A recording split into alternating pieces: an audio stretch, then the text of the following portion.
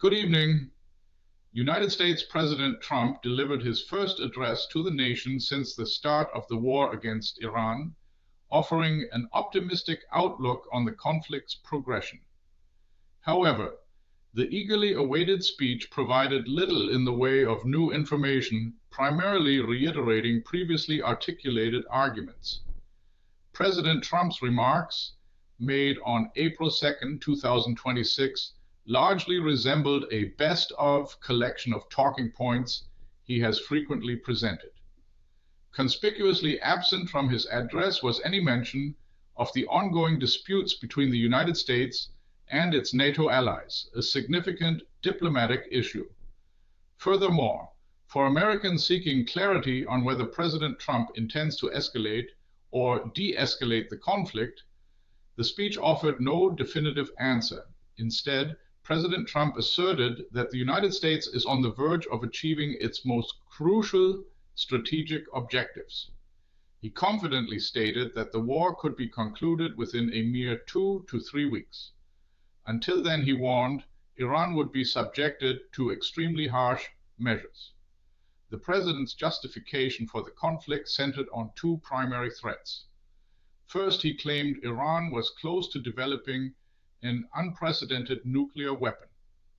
Second, he argued that Iran had rapidly built a massive arsenal of conventional ballistic missiles, which would soon have the capability to strike the US mainland, Europe, and virtually any other location globally. However, these assessments regarding Iran's proximity to building a nuclear bomb and its ability to produce missiles capable of hitting the United States are currently not supported by the US intelligence agencies. President Trump repeatedly praised the US military's advancements in its mission.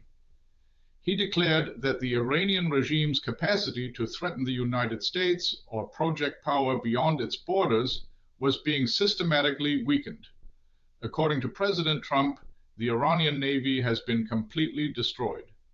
He also claimed that the country's air force and missile program have been damaged to an unprecedented extent, with the industrial base of its defense sector also obliterated.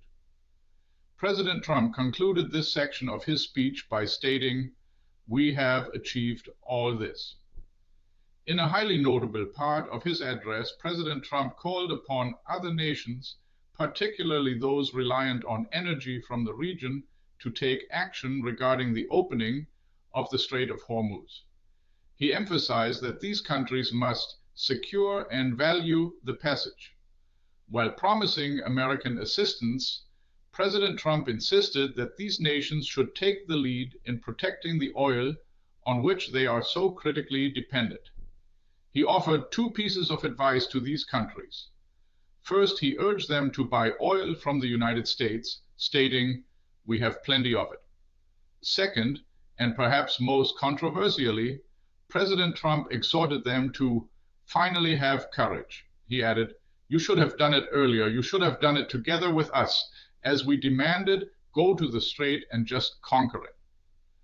Ultimately, the White House's address appeared to be an effort to persuade the American public of the utility and necessity of the war with Iran.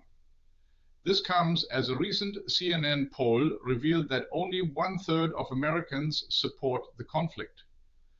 Furthermore, the same survey indicated that only 1/3 of the population believes President Trump genuinely has a plan for the war. The coming weeks will show whether this address can sway public opinion as the conflict enters its next phase. What's your take on Trump's Iran war address? Old claims, new demands? Share your view in the comments. Do you think this will matter in the next news cycle? This video was generated using artificial intelligence.